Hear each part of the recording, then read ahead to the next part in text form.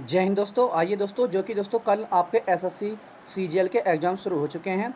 तो दोस्तों 9 सितंबर 2024 के आपके सभी शिफ्टों के क्वेश्चन हैं जो भी हमें मिले हैं, जो भी बच्चों ने एनालिसिस में बताए हैं जीके जीएस के, तो सभी क्वेश्चन लेकर आए। तो दोस्तों चलिए शुरू करते हैं। तो ये शिफ्ट फर्स्ट के क्वेश्चन है 9 से 10 बजे वाले। चलिए देखते हैं। क्वेश्चन नंबर फर्स्ट पूछा गया था, लता मंगेशकर को किस वर्ष भारत रत्न से सम्मानित किया गया था? तो दोस्तों ये किया गया था 2001 में। कब? 2001 में। नेक्स्ट क्वेश्चन पूछा गया था, क्वेश्चन नंबर 2, 2021 के लिए टाइम पत्रिका के पर्सन ऑफ द ईयर के रूप में किसे नामित किया गया था? तो राइट आंसर तो ये किया गया था एलन मस्क को। एलन मस्क को। अगला क्वेश्चन नंबर 3 पूछा गया था, निम्नलिखित में से या निम्नांकित में से किसने टाइम 2021 लिस्ट 2000 ऑफ 100 सबसे प्रभावशाली व्यक्तियों में स्थान प्राप्त किया है? तो किसने किया है? तो ये क्या है? प्रधानमंत्री नरेंद्र मोदी जी और पश्चिम बंगाल के मुख्यमंत्री ममता बनर्जी। राइट आंसर है प्रधानमंत्री नरेंद्र मोदी जी और पश्चिम बंगाल के मुख्यमंत्री ममता बनर्जी। नेक्स्ट क्वेश्चन पूछा गया था, क्वेश्चन नंबर 3, महेंद्र वर्मन प्रथम किस राजवंश से संबंधित थे? तो राइट आंसर तो ये थे पल्लव वंश से। किससे? पल्लव वंश से संबंधित थे। अगला क्वेश्चन पूछा गया था, क्वेश्चन नंबर 4, तमिलनाडु के वर्तमान में मुख्यमंत्री कौन हैं? तमिलनाडु के वर्तमान में मुख्यमंत्री कौन है? तो दोस्तों ये है right answer MK. Stalin. MK. Stalin. अगला क्वेश्चन पूछा गया था, वर्तमान में भारत के विज्ञान एवं प्रौद्योगिकी मंत्री कौन हैं? तो राइट आंसर तो ये थे जितेंद्र सिंह। कौन? जितेंद्र सिंह। अगला क्वेश्चन नंबर 6 पूछा गया था, लठमार होली किस राज्य में से संबंधित है? तो राइट आंसर ये प्यारा उत्तर प्रदेश से। अगला क्वेश्चन पूछा गया था, क्वेश्चन नंबर 7, भारतीय तबला वादक पंडित स्वपन चौधरी को 1996 में कौन सा पुरस्कार मिला था? तो ये मिला था उन्हें संगीत नाटक अकादमी पुरस्कार। संगीत नाटक अकादमी पुरस्कार। अगला क्वेश्चन पूछा गया था, क्वेश्चन नंबर 8, भारतीय संविधान का अनुच्छेद 32 किससे संबंधित है?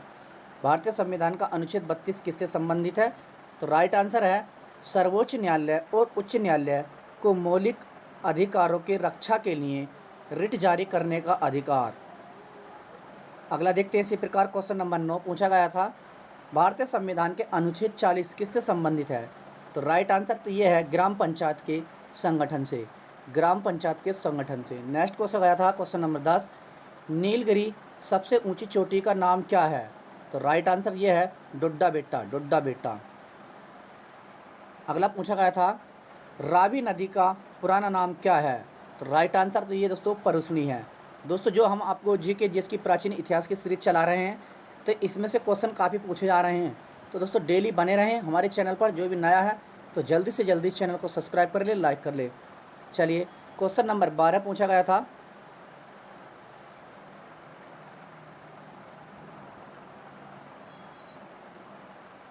क्वेश्चन नंबर 12 पूछा गया था, सबसे ज़्यादा उपजाऊ पठार कौन सा है? तो राइट आंसर ये है दक्कन का पठार। दक्कन का पठार। अगला क्वेश्चन पूछा गया था, क्वेश्चन नंबर 13, भारत के राष्ट्रपति के पद के लिए चयन के लिए पात्रता के संबंध में निम्नलिखित में से कौन सा कथन सत्य असत्य था? तो दोस्तों असत्य कथन पूछा था। तो ये दोस्तों आंसर है उसे स्नातक होना चाहिए या नहीं। ये आंसर था दोस्तों इसमें, उसे स्नातक होना चाहिए या नहीं। तो चलिए यही आंसर है। अगला क्वेश्चन नंबर 14 पूछा गया था, विश्व मोहन भट्ट को 1994 में कौन सा अवार्ड मिला था? तो राइट आंसर तो ये मिला है प्रतिष्ठित ग्रैमी अवार्ड पुरस्कार। तो दोस्तों पुरस्कारों से और अवार्ड से अधिक क्वेश्चन पूछे जा रहे हैं, तो एक क्लास दोस्तों हम आपके लिए पुरस्कार और अवार्ड के लेकर आएंगे। तो जल्दी से जल्दी चैनल को सब्सक्राइब करें, लाइक कर लें, क्योंकि आने वाले बच्चों के सभी के लिए महत्वपूर्ण क्लास रहेगी। जिस किसी भाई बहन का एग्जाम बचा है, नील दर्पण पुस्तक के लेखक कौन है? तो ये क्वेश्चन पूछा गया था। ये दोस्तों दीनबंधु मित्र। ये फर्स्ट शिफ्ट के क्वेश्चन पूछे गए थे तो सभी। अगला देखते हैं, क्वेश्चन नंबर 16 पूछा गया है, विदेश व्यापार नीति कथन दिया कि कौन सा कथन सही है? तो इसके दोस्तों बच्चे को ऑप्शन याद नहीं रही हैं, तो इसलिए हमने आपको आंसर भी नहीं बताया। चलिए देखते हैं। क्वेश्चन नंबर 16 पूछा गया था, बिहार में प्रांतीय सभा की स्थापना किसने की थी? तो राइट आंसर तो ये की थी स्वामी सहजानंद सरस्वती ने। अगला है भारतीय क्रिकेट बोर्ड बीसीसीआई का मुख्यालय कहाँ है? तो राइट आंसर तो ये है मुंबई में। क्वेश्चन नंबर 18 पूछा गया था भारतीय क्रिकेट कंट्रोल बोर्ड बीसीसीआई का मुख्यालय कहाँ है? तो ये है मुंबई में। अगला क्वेश्चन पूछा गया था क्वेश्चन नंबर 19 प्रार्थना समाज की स्थापना किस वर्ष की गई थी? तो ये की गई थी 1867 में, 1867 में। अगला पूछा गया था क्वेश्चन नंबर 20 सुदर्शन झील कहाँ है? तो राइट आंसर तो ये है गुजरात के जूनागढ़ में गिरनार पहाड़ी के बीच, गुजरात के जूनागढ़ में गिरनार पहाड़ी के बीच। अगला है क्वेश्चन नंबर 21 गोल्फ का सबसे पुराना क्लब कौन सा है? गोल्फ का सबसे पुराना क्लब कौन सा है? तो ये है रॉयल कलकत्ता गोल्फ क्लब। अगला है क्वेश्चन नंबर 22 भारत का सबसे ज़्यादा दाल उत्पादक राज्य कौन सा है? तो राइट आंसर ये है मध्य प्रदेश। नेक्स्ट है क्वेश्चन नंबर 23 पूछा गया था प्रोजेक्ट टाइगर की शुरुआत कब हुई थी? तो राइट आंसर तो ये हुई थी 1973 में। अगला देखते हैं क्वेश्चन नंबर 25 चोल वंश के संस्थापक कौन थे? तो राइट आंसर तो ये थे विजयालय। कौन थे? विजयालय। चलिए अगला देखते हैं। तो दोस्तों फर्स्ट शिफ्ट के क्वेश्चन 25 हमने आपको बता दिए, 25 ही क्वेश्चन मिल पाए थे। चलिए इसी प्रकार दूसरी शिफ्ट के क्वेश्चन देख लेते हैं 12 से 1:30 बजे के बीच के क्वेश्चन। अनुच्छेद 360 क्या है? तो राइट आंसर तो ये वित्तीय आपातकाल है, ये क्वेश्चन पूछा गया था। अगला है क्वेश्चन नंबर 2 पूछा गया था सूर्य देव की पूजा किस पर्व में होती है? तो राइट आंसर ये छठ पूजा में होती है, बिहार में की जाती है दोस्तों अधिक से अधिक।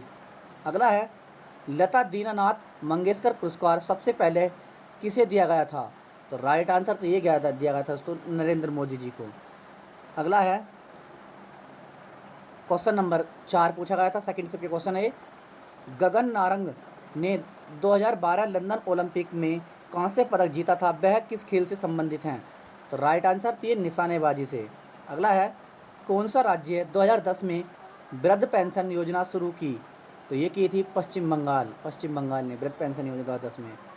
अगला क्वेश्चन पूछा गया था अलाउद्दीन खिलजी के शासनकाल में दक्षिण अभियान में सर्वश्रेष्ठ आक्रमण कहाँ किया गया? तो ये किया गया था दोस्तों तेलंगाना में। नेक्स्ट राज्य के नीति निर्देशक तत्वों डीपीएसबी के बारे में निम्नलिखित में से कौन सा कथन सही नहीं है?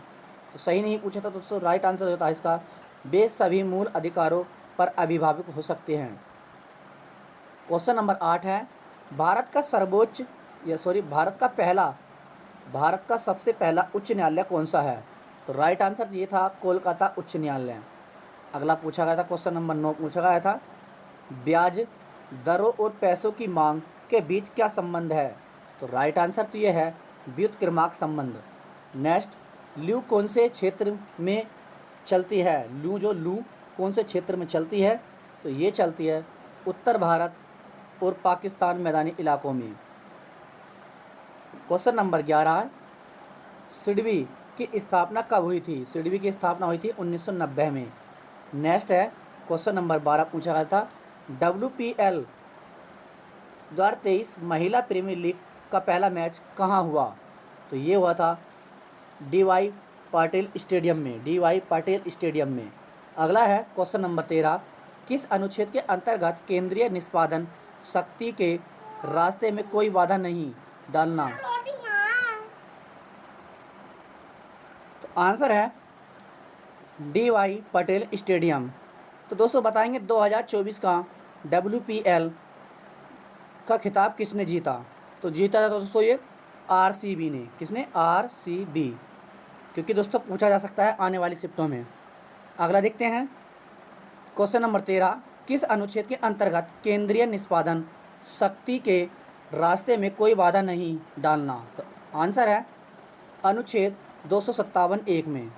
अगला है क्वेश्चन नंबर 14 जनगणना 2011 के अनुसार महिलाओं की कार्यबल भागीदारी दर है? तो राइट आंसर ये है 25.51%। Next question number 15 supreme court के जजों के वेतन भत्ते किस अनुच्छेद में हैं? तो ये है अनुच्छेद 125। तो दोस्तों अनुच्छेद से भी काफ़ी क्वेश्चन पूछे जा रहे हैं, तो हम आपके लिए एक अनुच्छेद की क्लास भी लेकर आएंगे, संपूर्ण अनुच्छेद। तो जो भी भाई बहन नया है तो चैनल को जल्दी से जल्दी सब्सक्राइब करें और लाइक करें और ज़्यादा से ज़्यादा अपने सभी भाई बहन दोस्तों को शेयर करें, क्योंकि दोस्तों इससे अधिक किसी भी यूट्यूब चैनल पर आपको एनालिसिस नहीं मिलेगा जितने क्वेश्चन हम आपको बता रहे हैं। कौन सा शिलालेख जो पूर्ण रूप से संस्कृत भाषा में है? तो राइट आंसर ये है जूनागढ़ शिलालेख। एक क्वेश्चन ये भी पूछा गया था, जैसे देख सकते हैं, फिल्म में कौन से सिंगर ने बंगाली और मराठी भाषाओं में सॉन्ग डब्ड किया था? तो इसका भी दोस्तों ऑप्शन नहीं बचे हैं, पता चला है ऑप्शन नहीं बताए हैं। तो चलिए देखते हैं अगला क्वेश्चन। महाराजा महेंद्र प्रताप सिंह विश्वविद्यालय का उद्घाटन कहाँ किया गया? तो राइट आंसर तो ये किया गया उत्तर प्रदेश अलीगढ़ में। क्वेश्चन नंबर 19 पूछा गया था, हरित क्रांति संबंधित है किससे? तो राइट आंसर ये है MS स्वामीनाथन से। नेक्स्ट क्वेश्चन नंबर 20, निम्नलिखित में से कौन चालुक्य वंश के संस्थापक थे? तो राइट आंसर ये थे पुलकेशिन फर्स्ट।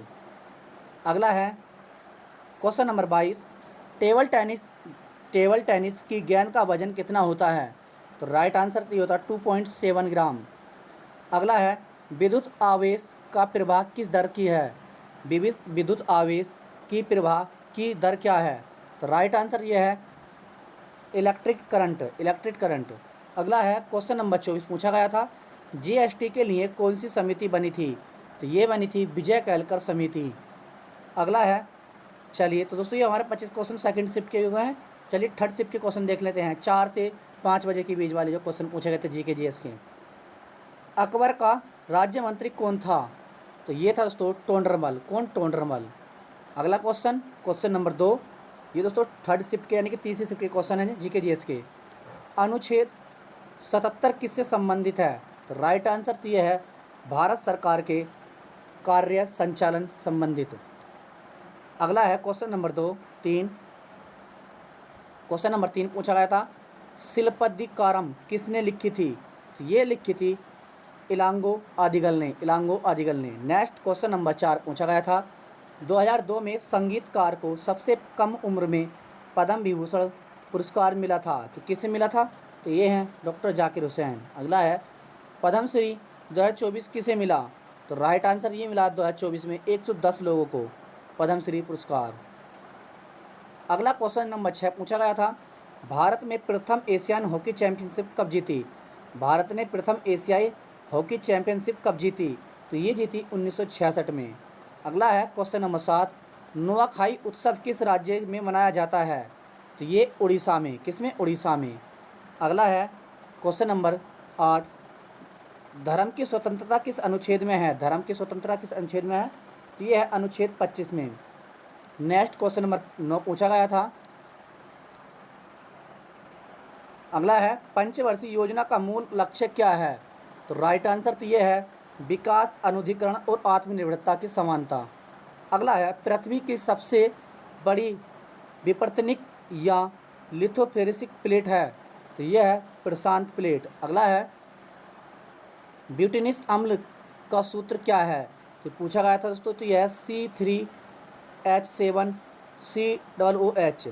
अगला देखते हैं क्वेश्चन नंबर आपका 12,